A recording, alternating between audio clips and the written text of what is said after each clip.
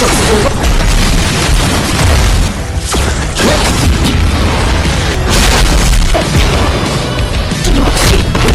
们可以称我为魂殿血河尊者，或者若再次成功凝练体内斗气，萧炎。怎么回事？异火竟无法阻隔，是一言说完了吗？小将只能激活了血脉。什么？上层层大法也不过如此。可恶！果盘！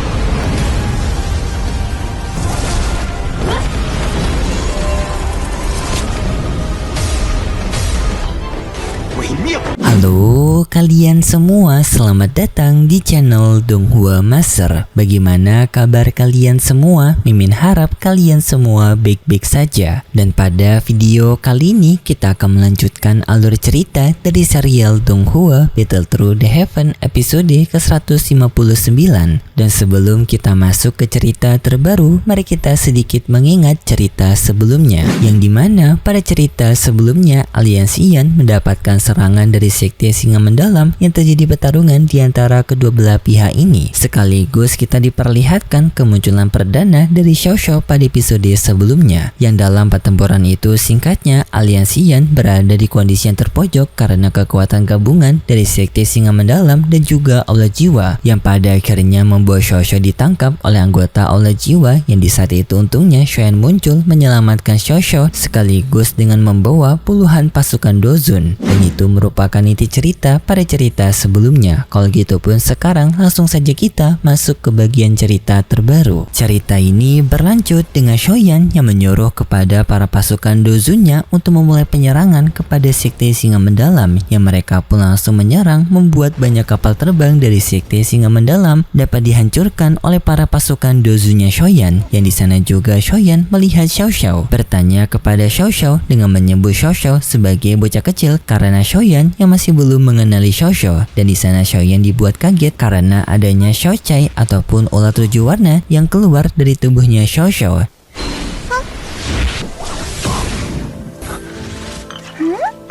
Dan di sana pun Shoyan memberikan pil obat kepada Xiao Cai sebagai bentuk oleh-oleh kepada Xiao Cai. Dan juga setelahnya Celin datang mendekati Shoyan, dan di sana Xiao Xiao dengan segera ia berlari di atas udara menuju Celin, membuat Shoyan semakin kaget dengan bocah kecil tersebut yang dapat berjalan di atas udara. Dan di sana pun Shoyan sadar ada hubungan istimewa antara Celin dan juga bocah kecil itu karena mereka berdua memiliki ikatan ibu dan juga anak. Tetapi di sana Celin tidak membahas Xiao Xiao, ia justru sedikit marah kepada Shoyan, yaitu dengan menyinggung Shoyan dengan mengatakan Celin mengira Shoyan tidak akan pernah kembali lagi ke Aliansi Yan. Tetapi di pertemuan itu Si Tian marah kepada Shoyan dan ia pun menantang Shoyan untuk bertarung. Dan di sana Shoyan teringat bahwasanya ia masih ada pertarungan melawan Si Tian. Shoyan pun meminta kepada Celin untuk mundur dan membiarkan pertarungan ini ia sendirian yang menghadapinya. Celin menerima perkataan Shoyan, sekaligus Celin meminta kepada Shoyan berhati-hati karena kekuatan dari Si Tian sudah mendekati Dozun bintang 6. Shoyan menenangkan kepada Celin kalau ia bisa mengatasinya. Setelahnya pun Shoyan maju menghadapi Si Tian, yang langsung Shoyan menyerang Si Tian dengan menggunakan tamparannya.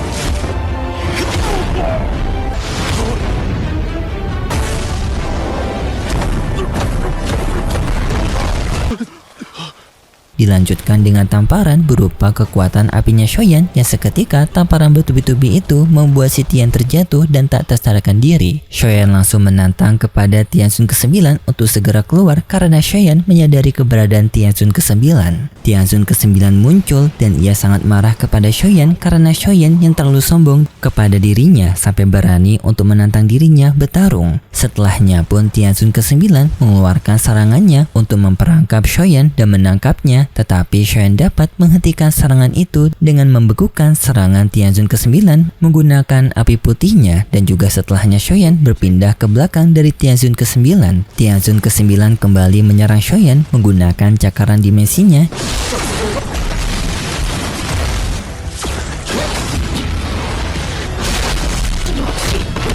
dan Shoyan dengan pergerakannya lincah dan juga cepat dapat menghindari semua serangan tersebut, yang pada akhirnya Shoyan memberikan pukulannya keras kepada Tianzun ke-9 yang membuat ia terluka, dan Tianzun ke-9 semakin terpojok. Ia pun langsung menggunakan teknik andalannya yang dimana ia mengeluarkan banyak kristal ungu.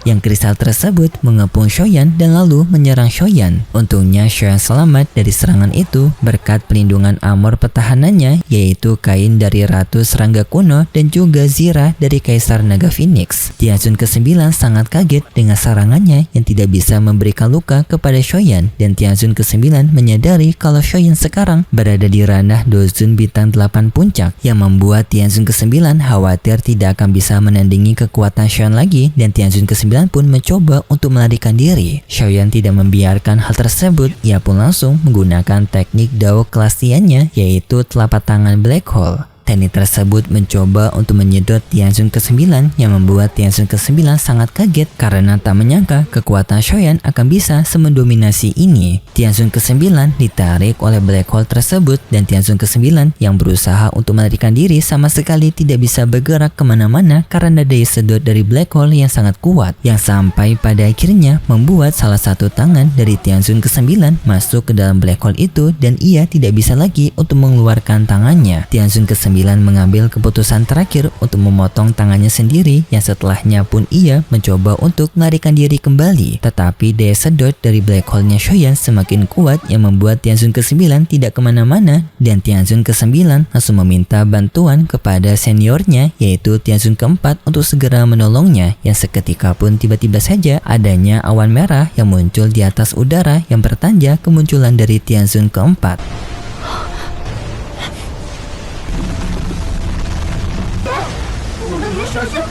Tianzun ke-9 merasa lega dengan seniornya yang datang. Tianzun ke-9 langsung meminta kepada Tianzun ke-4 untuk membantu dirinya dan mereka berdua bisa bekerja sama untuk menghadapi Shoyan. Tianzun ke-4 pun mengeluarkan sebuah serangan berupa seekor naga darah, yang serangan itu tepat mengarah kepada Shoyan, dan Tianzun ke-9 mengancam kepada Shoyan untuk lebih baik Shoyan menyelamatkan dirinya sendiri daripada Shoyan terkena serangan dari seniornya. Tetapi Shoyan tidak peduli dengan serangan tersebut. Shoyan lebih memilih untuk bisa menewaskan Tianzun ke-9 terlebih dahulu, karena untuk mencegah Tianzun ke-9 yang bekerja sama dengan Tianzun ke-4. Dan di saat Tianzun ke-4 yang mencoba untuk membebaskan dirinya dari teknik Black Hole-nya Shoyan, di sana Tianzun ke-9 dibuat kaget karena serangan naga darah Tianzun ke-4 justru tidak sedang mencoba untuk menyelamatkan dirinya, tetapi mencoba untuk menyerang langsung kepada Shoyan melewati dirinya juga, yang setelahnya serangan naga darah tersebut maju mengarah kepada Tianzun ke-9 yang seterusnya juga mengenai Shoyan, yang membuat Shoyan bersama dengan Tianzun ke-9 terkena serangan dari Tianzun ke-4. Tetapi untungnya Shoyan berhasil selamat dari serangan tersebut dengan ia yang bisa keluar dari naga darah, dan lalu Shoyan menyuruh kepada Tianzun ke-4 untuk menunjukkan dirinya. Tianzun ke-4 pun menunjukkan dirinya, yang di sini Penetua Hu alias anggota dari dozunya Shoyan sepertinya mengenali Tianzun ke-4 ini, yang merupakan seseorang hebat yang dulunya terkenal sebagai julukan Sungai Darah. Tetapi kabar dari orang itu tiba-tiba saja menghilang, dan sekarang pun telah kembali muncul, yang ternyata telah bergabung bersama Aula Jiwa. Dan Penetua Hu memperingatkan kepada Shoyan untuk berhati-hati dengan Tianzun ke-4 ini karena ia memiliki metode transformasi pemadatan darah yang akan bisa membuat ia menerobos doseng. Dan juga Tianzun ke-4 ini telah berada di Dozun Bintang 9 Puncak, dan setelahnya para anggota Sekte Singa Mendalam mereka sangat senang dengan kemunculan dari Tianzun ke-4, yang mereka pun memberikan hormat dan juga semangat kepada Tianzun ke-4. Tetapi Tianzun ke-4 tidak suka kepada anggota Sekte Singa Mendalam, yang Tianzun ke-4 tak disangka menyerap esensi darah mereka yang sampai membuat mereka tewas.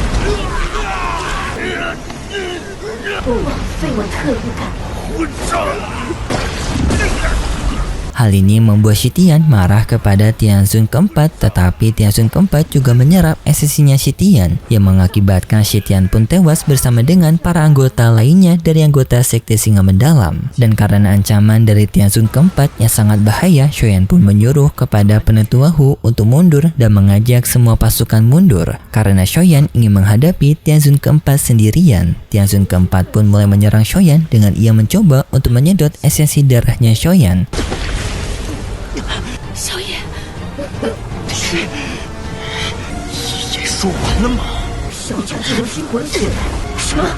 小苍子大法也不过如此。 Tetapi Shoyan langsung membatalkannya dengan ia mengaktifkan kekuatan dari transformasi apinya yang telah menyatu dengan garis keturunan klan Shao-nya yang membuat Shoyan bisa menghentikan penyedotan dari Tianzun keempat. Tianzun keempat pun cukup kaget karena Shoyan memiliki simbol klan Shao yang di sini pun Tianzun keempat langsung mencoba untuk mensampingkan Shoyan dan mengincar para anggota aliansi Yan untuk disedot esensi darah mereka, yaitu Kara Chelin, Xiao Xiao dan juga lainnya.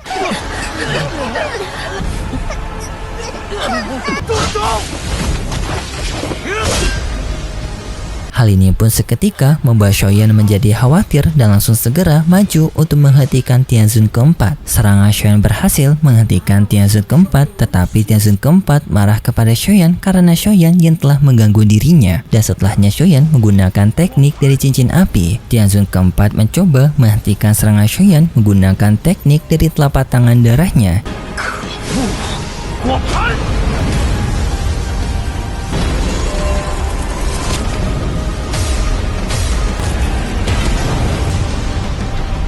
Ya, serangan itu mampu menghentikan teknik cincin apinya Shoyan dan setelahnya membuat Tianzun keempat semakin percaya diri karena ia menganggap dirinya telah berhasil memenangkan pertarungan ini dan akan bisa menyedot seluruh esensi darah mereka. Tetapi di saat itu tiba-tiba saja dari bawah adanya serangan dari api Examination Lotus yang muncul secara tiba-tiba yang berasal dari Shoyan atas pergabungan dari 3 teknik apinya Shoyan yang seketika membuat Tianzun keempat terkena api Examination Lotus 毁灭火莲。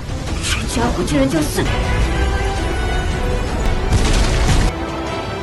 yang membuat ia langsung berada di kondisi kritis dan langsung memutuskan untuk mundur dari pertempuran sekaligus mengancam kepada Shoyan bahwasannya urusan mereka belum berakhir dan ia akan kembali untuk balas dendam kepada Shoyan. Dan hal ini pun telah menjadi pertanda kalau aliansi Yan telah berhasil memenangkan pertempuran. Dan setelahnya Chelin datang ke tempatnya Shoyan untuk melihat kondisinya Shoyan yang untungnya Shoyan baik-baik saja. Dan setelahnya Shoyan bertemu dengan Hei Bodong yang di sana Hei Bodong memberitahu kalau para anggota dari Sekte Singa Mendalam yang masih selamat dalam pertempuran ini telah mereka tangkap dan Hei Bodong bertanya kepada Shoyan hal apa yang akan mereka lakukan kepada para pasukan tersisa dari Sekte Singa Mendalam. Shoyan menjawab bagi mereka yang ingin menyerah dengan aliansi Yan maka mereka diperbolehkan untuk menjadi pasukan bantuan dari aliansi Yan, tetapi bagi mereka yang menolak untuk bergabung maka mereka diperbolehkan untuk dibasmi. Seketika membuat anggota tersisa dari Sekte Singa Mendalam ketakutan dan mereka setuju untuk bergabung bersama aliansi Yan. Dan juga setelahnya Shoyan bertekad untuk mempersiapkan dirinya menghadapi situasi lagi dari Aula Jiwa karena Shoyan sadar Aula Jiwa tidak akan menyerah untuk mengusik anggota aliansi Yan dan juga keluarga Shao-nya. Dan setelahnya cerita bersambung dan berikut cerita selanjutnya. Pada cerita selanjutnya, kita diperlihatkan dengan Shoyan yang menunjukkan simbol klan Shao-nya kepada kedua saudaranya, yang membuat kedua saudara Shoyan kaget dengan hal itu. Dan juga setelahnya kita diperlihatkan dengan masalah yang berbeda di Aula Pil dari aliansi Yan, yang dimana permasalahan ini adalah Aula Pil yang memiliki kesombongan yang lebih besar daripada pihak lainnya karena menganggap mereka yang telah memiliki kontribusi yang besar di aliansi Yan ini, membuat mereka bertindak seenak-enaknya karena mereka kira aliansi Yan tidak akan berani untuk mengusir mereka karena mereka yang memiliki peran penting di aliansi Yan sebagai anggota Aula Pil, yang nantinya Shoyan pun akan memberikan pelajaran kepada para anggota Aula Pil untuk tidak sombong lagi dengan Shoyan yang akan membentuk pil tingkatan 8 yang memiliki guntur 5